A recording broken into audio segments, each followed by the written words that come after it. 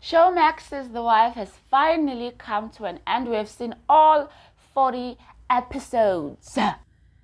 Hello, welcome to my channel. So here we are, part 2 of me ranting about The Wife. I've already put out part 1 where I was completely and utterly complaining about episode 40. So in this video, my part 2, I'll be talking about everything I found questionable and lacking in the entirety of season 1. And while I'm here, may I mention, I can't wait for season 2. Let's see what Zandile has in store for us, and I hope there'll be less stuff to complain about. Okay, first thing first, let me introduce myself. Hello, I am Lungile, and thank you so much for clicking on my video. Please make sure that you give all my videos a thumbs up and subscribe to my channel. I'm actually enjoying this. Please help me grow my channel. So enough about me ranting about episode 40. Let me just take it back to other things that to me just didn't give, you know, what they probably wanted it to give, because I felt like certain things were not given enough build-up. Certain characters, certain subplots were not given enough airtime for me to feel what they wanted me to feel. Let's take it back to when Shlomo met the brothers, all of them. I believe it was when she was at the hospital after she's been injured because she went to cover some storyline. Shit, man. She went to cover some story. Remember, she's a journalist, and she got injured and was taken to hospital. And suddenly, vroom, all these men are here, concerned, worried about her, causing a scene in the hospital. And that's when she meets them. First of all, why were they so concerned? Why would they give a damn about her? The show didn't give us that, the reason behind their concern. We never saw Mqele speak about her. We never saw maybe the brothers and Mqele joking around about Shlomo, them teasing Mqele about Shlomo, them asking Mqele, when are we meeting this girl? You're always disappearing. We were not given enough of that to believe that the brothers would be so concerned about Shlomo that finding out that she's injured, that they are all going to the hospital to check on her, you know. And also Shlomo seeing them for the first time. Girl, you were not shocked enough for me. You were not shocked enough for me. I mean, she just did. You get what I mean, do you? Next, I want to move on to the relationship that we were to believe Shlomo had with the children. Okay, Shlomo and Mqele's relationship progresses. She moves into the household. She takes on the mother figure, acting like everybody. She acted like a wife way before she was even married. Lucky for her, or rather unfortunately for her, she did marry into that family. But her role with the children, we only saw Shlomo interacting with the children 4 or 5 times, and even then the children were sort of just around her, and it didn't give. It was kind of like me just asking a child, are you okay? Do you want something to eat? It doesn't mean I'm considering them my children, you know.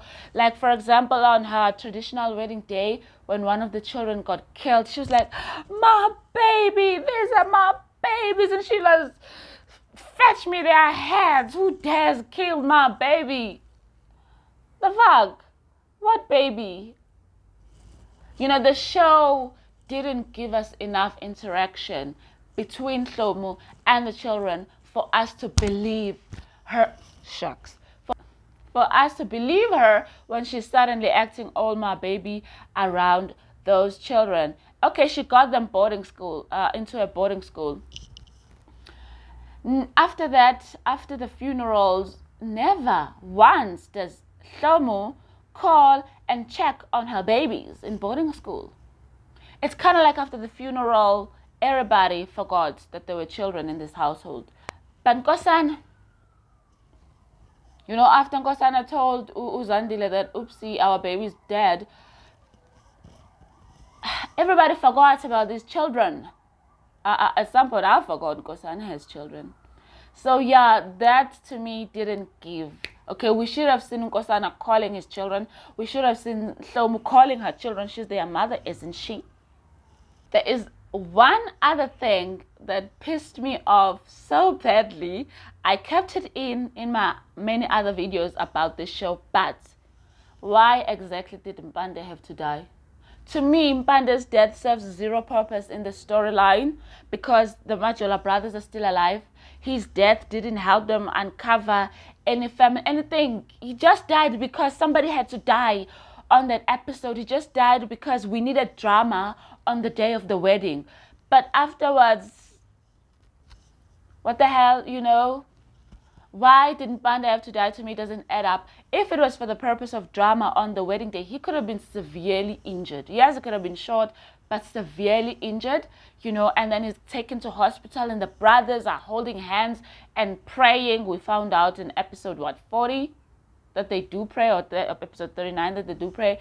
We could have found out much earlier that the brothers pray, you know, hoping that Mpande makes it through, and he makes it through. Like, I legit don't get it that why my English is gone. I can't even speak English anymore. Moving on. These two individuals, who are they? Why are they on the show? Why do we need them? Why are they getting so much airtime? They are annoying me. Like, they serve no purpose in the Mqele Hlomo storyline, and they're getting Zandile out of prison storyline, and the Majola brothers storyline. They just fillers. Why? Okay, like, I've been asking myself this question and consoling myself, like, you know what? Okay, maybe they have something to do with Zandile's storyline. Because if they don't, I'm going to be mad as hell that they kill Mpande to shove these two in my face. Next query or question. People just seem to conveniently disappear in the show. When the two younger Zulu brothers decided to go bake their space muffins at Langa's apartment. Where was Lang? He was conveniently nowhere, to be seen. I don't remember them ever asking Langa for permission to use his premises for any of their endeavors, you know. And yet when Langa came back, he was so cool. He was okay that but they didn't show us. This is a TV show. Show us, okay? Like, the brothers calling Langa and asking to use his place. We didn't see that. What the heck? The Majola brothers as well just conveniently disappear, you know, just conveniently leave the Zulu brothers alone when the Zulu brothers have something else to focus on. When Mqele is busy beating at Hlomo, or when Nkosana needs to, you know, negotiate stuff with the commissioner, the Majola brothers give him space to focus on the right things in his life. I like that. That is just amazing. So considerate of the Majola brothers. Absolute complaint. Dlagadle's death was so freaking underwhelming. Like, okay, so when Dlagadle knew that Nkosana was looking for him because of his past sins, you know, and also because the Majola brothers were blackmailing Dlagadle with his past sins, you know, and because Dlagadle did so much in Mbuba to cover up his tracks, he was killing anybody who looked like they might reveal to Nkosana who Dlagadle is, you know. That Dlagadle is one of the people that are responsible for the Zulu's father's death. English, you know. But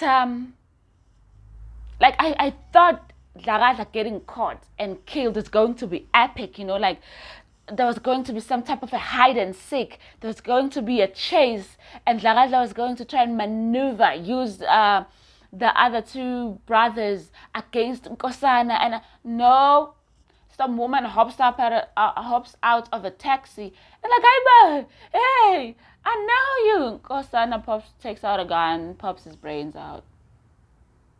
Underwhelmed, super underwhelmed.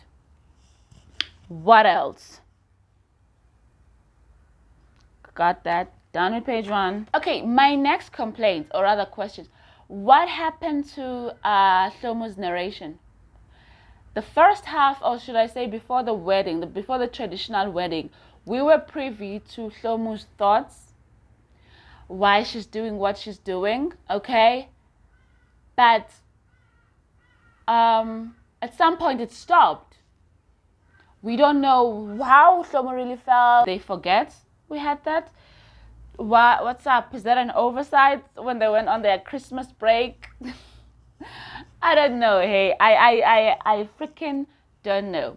My other query is that in the last 4 episodes, when Shlomo found out about Zandile, God didn't give me what I wanted to find out. Where is Shlomo asking who is Zandile?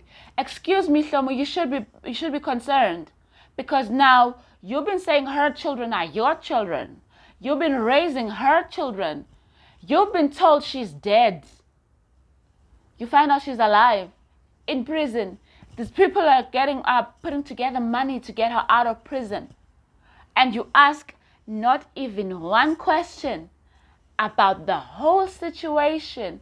Yes, you got a lot of on your mind. You know, your husband just killed your ex that you just recently boinked. There's a dead woman in the sink in your bathroom. But come on, there was a ginormous revelation. Somewhere along the way, you had to ask somebody something about Zandile. Not even one question, girl.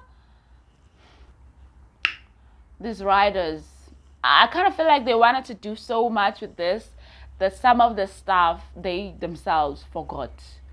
Another query, I think this is the last one. The show moved very fast for me. You know, especially at the beginning, I was like, is this 2 days later, 2 weeks later, 2 months later?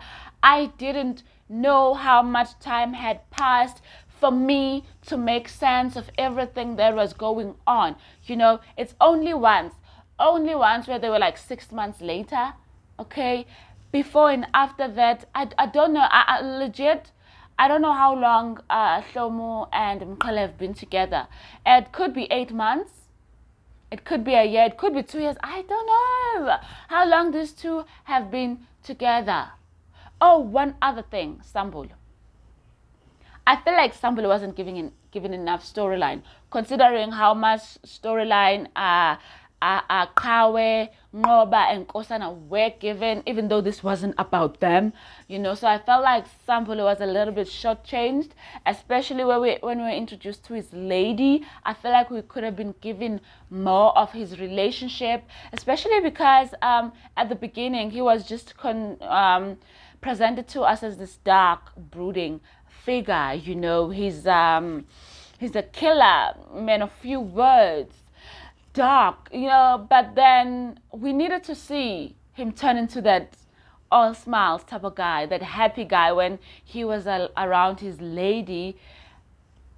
Like maybe 2 more episodes. She could have been given 2 more episodes just so we could see the build-up of their relationship, and as such feel his pain when she was killed at Shlomo and Mpale's traditional wedding. So I do feel like Sambulo was overlooked, wasn't given enough, and there is so much the Sambulo could have been given, especially in Mbuba. Isn't it? He's a sniper. He's just a keep your mouth shut, I'ma go shoot somebody. In Mbuba, bruh, Sambulo should have been raining. You know, when Kosana and Laradla were looking for, Sambulo should have been there all over that situation. They killed his girl. So if you have your own questions, queries, complaints about this show, please put them in the comment section below. I'd like to find out your thoughts about anything or everything that I have just said. Thank you so much for watching my video. Please again make sure that you're subscribing to my channel and give this video a thumbs up. Thank you so much for watching.